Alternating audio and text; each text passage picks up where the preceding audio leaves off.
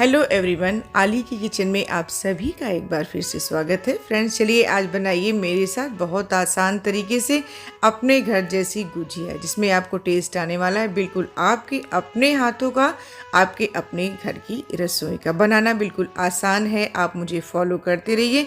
Believe me, आपकी गुजिया ना एक फूटेगी और ना फटेगी, बिल्कुल मुँह में घुल जाने वाली, एकदम खस्ता और सॉफ्ट। तो इसे बनाने के लिए सबसे पहले मैंने यहाँ पे लिया है 3 पाव खोया, यानी कि मावा। फ्रिज में रखा हुआ था तो इसलिए आपको लग रहा है बिल्कुल परफेक्ट है, लेकिन ऐसा नहीं है। जब भी हम खोए को मार्केट से लेते हैं तो उसे हमें भूनना ज़रूर चाहिए, क्योंकि जब हम भूनते हैं तो पूरी तरीके से मेल्ट हो जाता है, तो हल्का सा वो पतला हो जाता है इसलिए, और उसका कलर भी चेंज हो जाता है और टेस्ट में भी फ़र्क आता है। तो आपको इसे कंटिन्यूअसली चलाते हुए खोए को, मावे को भून लेना है। अगर आप घर के खोए से बना रहे हैं तो कोई बात ही नहीं, लेकिन आप मार्केट से ला रहे हैं तो पहली बात तो आप उसकी प्योरिटी चेक कर लीजिए। ये मेरा आश्रम का बिल्कुल शुद्ध खोया है, इसलिए यहाँ कोई डाउट नहीं है। मैं बेफिक्री के साथ अपनी होली की स्पेशल गुजिया बनाने जा रही हूँ। और ये भुन गया है। इसका कलर पहले कैसा था, अब इसका चेंज हो गया है। इसमें बिल्कुल भी अब मतलब पतलापन नहीं है, तो इसे अच्छे से होने देना है ठंडा, क्योंकि गरम हम इसमें कोई भी चीज़ अगर ऐड करेंगे, बूरा या मीठा, तो इसमें मेल्ट हो जाएगा। तो सबसे पहले आप इसे बढ़िया से होने दीजिए रूम टेम्परेचर पे ठंडा। ठंडा हो जाने के बाद 3 पाव खोए में मैं 3 पाव तक ही बूरा यूज़ करने जा रही हूँ। परफेक्ट मेज़रमेंट यही होता है कि जितना खोया है उतना ही आप बूरा यूज़ करें, या आप अपने हिसाब से भी मीठा कम ज़्यादा रख सकते हैं। सबका अपना अपना मीठे का, नमक का अपना पर्सनल टेस्ट होता है। और ड्राई फ्रूट में मैं यहाँ पे यूज़ कर रही हूँ डेसिकेटेड कोकोनट, यानी कि नारियल का बुरादा। करीब ये 200 ग्राम तक नारियल का बुरादा है, 100 ग्राम तक चिरौंजी है और 100 ग्राम तक है हमारा ये किशमिश। बस इन्हीं 3 ड्राई फ्रूट से मैं इसे बनाने जा रही हूँ। आप चाहें तो काजू बादाम को हल्का सा दरदरा करके भी इसमें ऐड कर सकते हैं, लेकिन उसे आप दरदरा कर लीजिए, क्योंकि जब कटिंग में काजू या बादाम बीच में आता है तो गुजिया अक्सर फूटने या फटने लगती है। और यहाँ पे मैं यूज़ कर रही हूँ छोटी इलायची का पाउडर, यानी कि इलायची पाउडर अच्छी क्वांटिटी में। इससे गुजिया में बढ़िया सी खुशबू आती है और खाने में भी बहुत अच्छा लगता है। बस इन्हीं चीज़ों को मैं यूज़ करके इस गुजिया को बनाऊँगी। अब बढ़िया हाथों से आपको इसे, इन सब चीज़ों को हल्के हाथों से मिक्स कर लेना है। मिक्स करते हुए आप देखेंगे कि बढ़िया अच्छी तरीके से मिक्स हो जाएगा। मीठा आप यहाँ पे एक बार फिर से चेक कर सकते हैं, और ये हल्का सा गीला गीला सा रहेगा। मतलब इसकी बाइंडिंग इतनी अच्छी आएगी गुजिये में कि अक्सर गुजिया जो है फूट जाती है, फट जाती है, तो सारा ऑयल हमारा ख़राब हो जाता है। लेकिन अगर आप सिर्फ खोए से इस तरीके से बनाएंगे तो एक भी गुजिया आपकी नहीं फूटेगी। ये जो आपका मसाला बन करके तैयार हुआ है, इस जब आप लड्डू बनाएंगे तो हल्का हल्का सा लड्डू बन करके देखिए तैयार हो जाएगा। इसी कंसिस्टेंसी का आपको रखना है गुजिया बनाते समय आपको अपना मसाला। हम इसके मसाले को अलग रखते हैं और डो बनाने के लिए कर लेते हैं छोटी छोटी सी प्रिपरेशन पहले से। तो यहाँ पे आपको वाटर को गुनगुना कर लेना है, क्योंकि जो आप डो लगाएंगे वो ठंडे वाटर से नहीं लगाएंगे। ठंडे वाटर से इतना बढ़िया गुजिये का डो बन करके नहीं तैयार होता, इसलिए गुनगुना, खौलता हुआ नहीं, लेकिन अच्छे से गुनगुना होना चाहिए। और एक पैन में आप मस्टर्ड ऑयल को छोड़ करके कोई भी घी, तेल यहाँ पे यूज़ कर सकते हैं। तो तेल को भी आपको गुनगुना ही यूज़ करना है, और इस तेल को हम धीरे धीरे से ऐड करें। करीब 1 kg मैदे में आपका 200 से 250 ग्राम तक रिफाइंड या घी तो लग जाता है। और यहाँ पे मैंने लिया है 1 kg तक मैदा। पहले आप इसे छान लीजिए।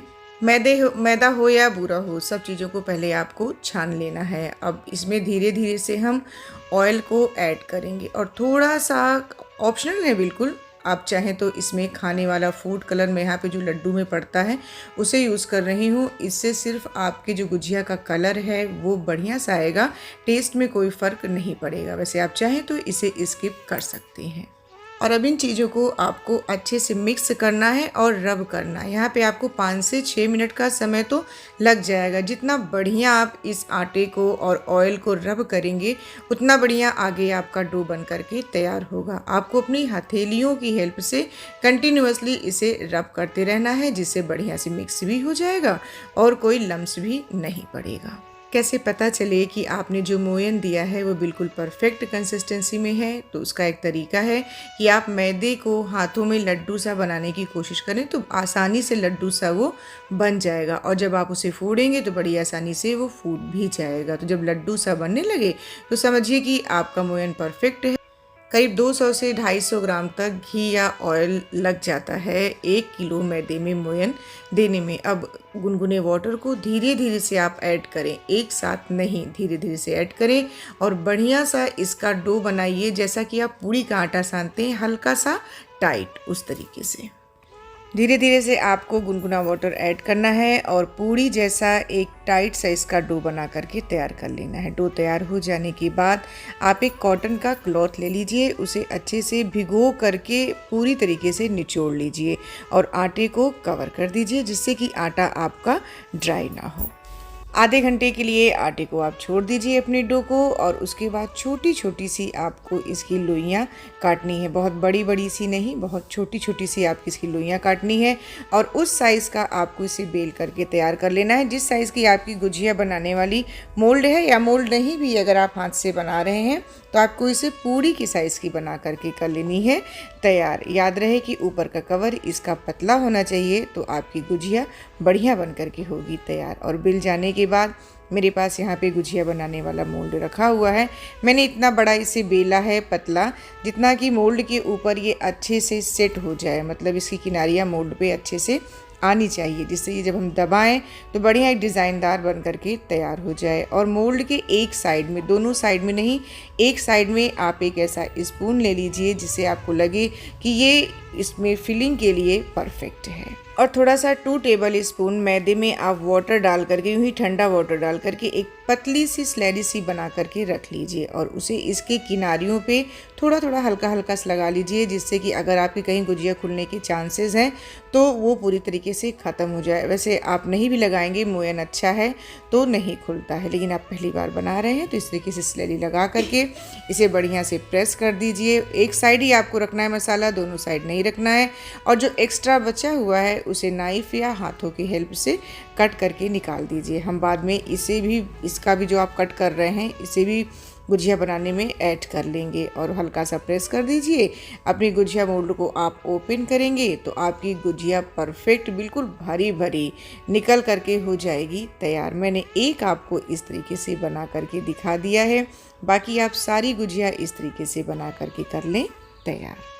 यहाँ पर 2 बैच तक फ्राई करने लायक मैंने बना करके तैयार कर लिया है। अब मैंने लिया है रिफाइंड ऑयल। अच्छे से इसे आपको गर्म कर लेना है। पहले ऑयल आप अच्छे से गर्म कर लीजिए, फिर आप इसे मीडियम फ्लेम पे कर लीजिए और बड़े प्यार से एक एक करके आप इसे ऐड कर दीजिए। तुरंत आपको पलटने की इसे ज़रूरत नहीं है, क्योंकि जब ये एक साइड से पक जाएगा ना तो ये आपकी सारी गुजियाँ खुद ऊपर की ओर आ जाएंगी। फिर आप टर्न कर दीजिए और फिर दूसरे साइड से भी इसका कलर चेंज होने तक, करारा खस्ता होने तक फ्राई करके निकाल लीजिए।